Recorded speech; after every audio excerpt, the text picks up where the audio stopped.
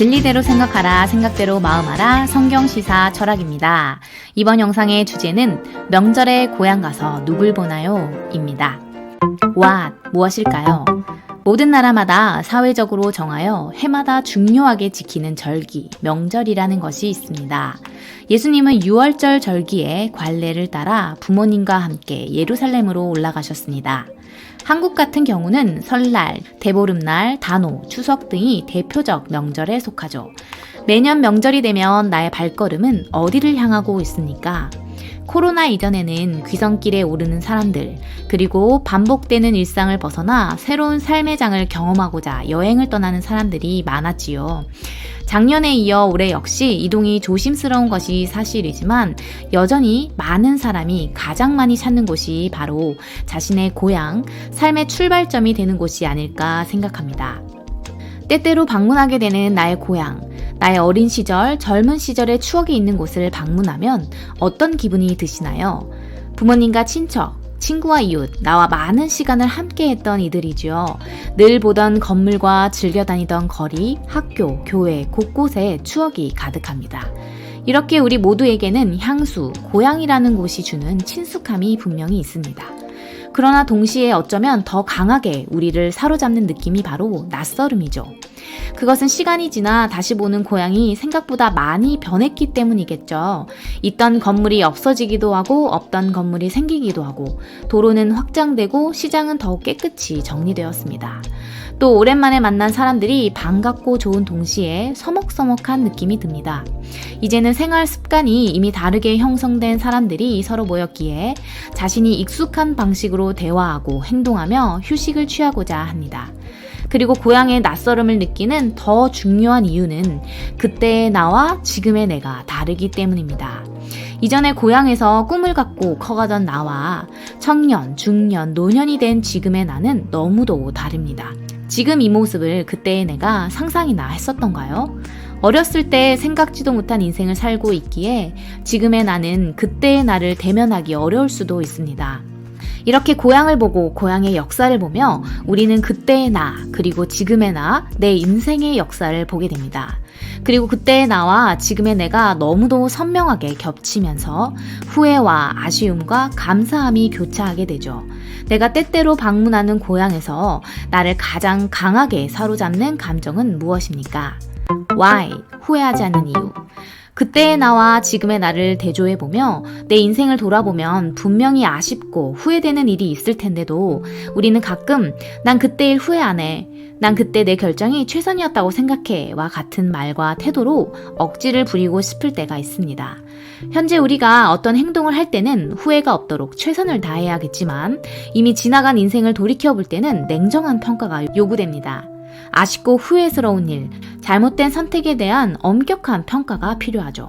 그럼에도 불구하고 우리는 지나간 나의 선택과 행동에 대해 왜 후회하려 하지 않을까요? 1. 후회하며 자멸감, 자책감, 자괴감으로 괴로워해야 할 때 괜한 자존심을 세우기 때문입니다. 후회하면 마치 자신이 잘못 산 인생을 인정하는 것 같아 피하고 싶은 것이죠. 2. 지금 와서 후회하기에는 현재의 삶이 너무 익숙해져 버렸고 과거의 내 삶에 후회되는 일과 아쉬운 일에 대해 이미 많이 합리화를 해놓았기 때문에 후회할 이유조차 없어졌을지도 모릅니다. 3. 후회로 지금의 상황을 반전시킬 수 없기 때문에 포기하는 것입니다. How? 어떻게 할까요?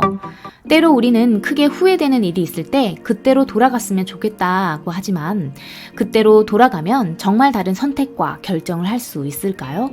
그때는 그때 나름의 감당하기 어려울 만큼의 번민이 있기 때문에 그 또한 결코 쉽지 않을 것입니다.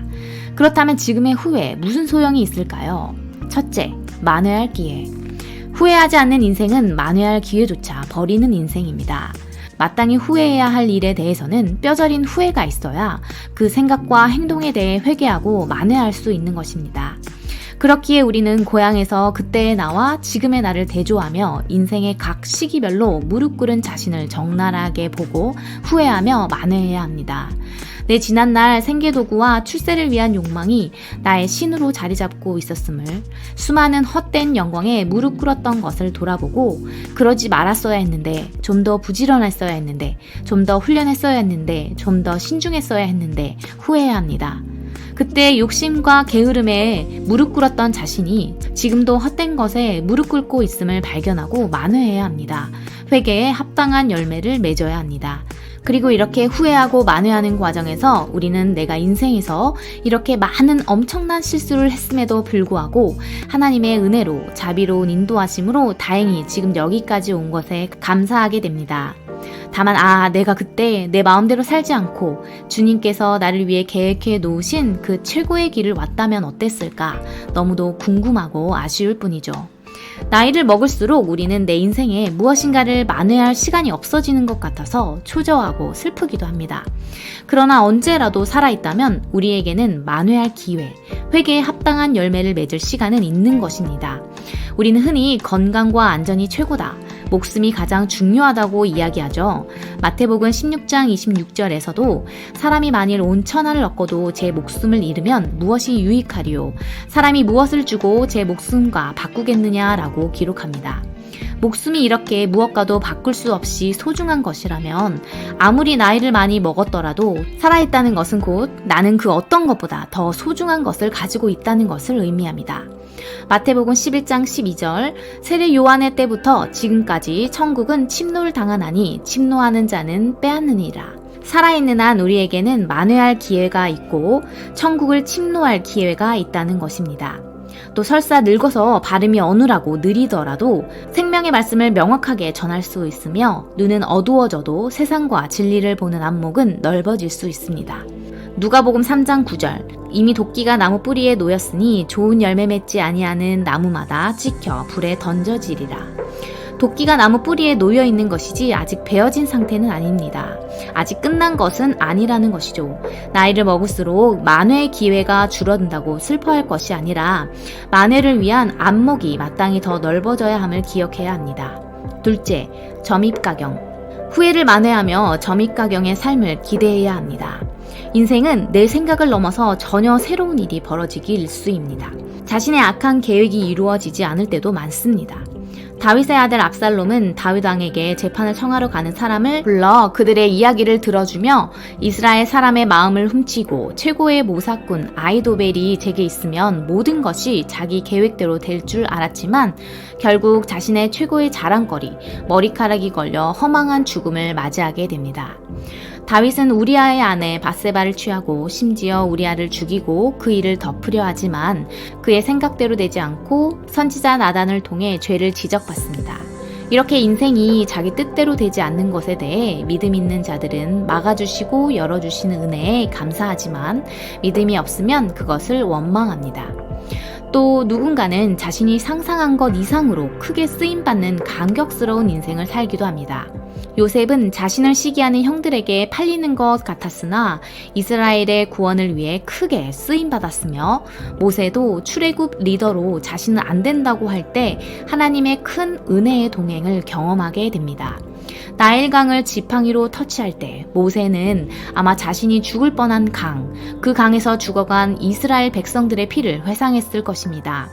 모세는 도망 나오던 광야를 보며 이스라엘 백성과 함께 하나님이 베푸시는 이적을 경험하며 벅찬 감동이 있었을 테지요. 소년 다윗은 골리앗과 싸우러 간 것이 아니라 단지 아버지의 심부름으로 갔다가 물맷돌로 골리앗을 쳐 죽이는 엄청난 경험을 하게 되죠.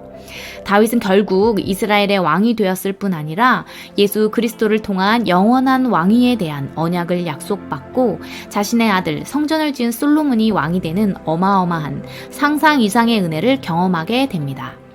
이것이 바로 은혜 위의 은혜의 삶입니다. 하나님이 내게 보여주실 아름다운 광경을 더욱 사모하는 것입니다. 그야말로 점입가경의 삶을 꿈꾸며 사는 것입니다. 과거의 나와 지금의 나를 대조하며 인생을 돌아볼 때 믿음 없이 사는 인생은 설상가상, 진퇴양난의 상황에 괴로울 수밖에 없습니다. 과거를 후회해도 결코 돌아갈 수 없고 지금 당장 고달프다고 해서 문제를 해결할 수도 쉽게 인생을 마감할 수도 없기 때문입니다. 비극적 아픔이 계속 쌓여만 갈 뿐입니다.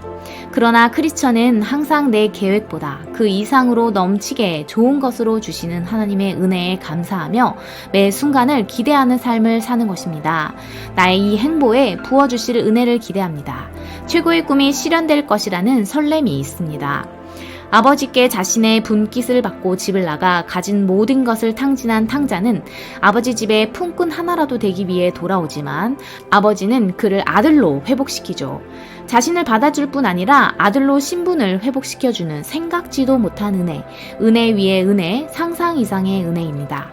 이렇게 우리는 처음 은혜보다 내 생각보다 더 큰 은혜를 기대하게 됩니다. 듣고 구원받는 은혜가 있다면 받은 은혜를 전하는 은혜가 있습니다. 벌 안 받는 은혜, 죄사함의 은혜가 있다면 최고의 상급, 면류관을 위한 은혜를 기대하게 되는 것입니다.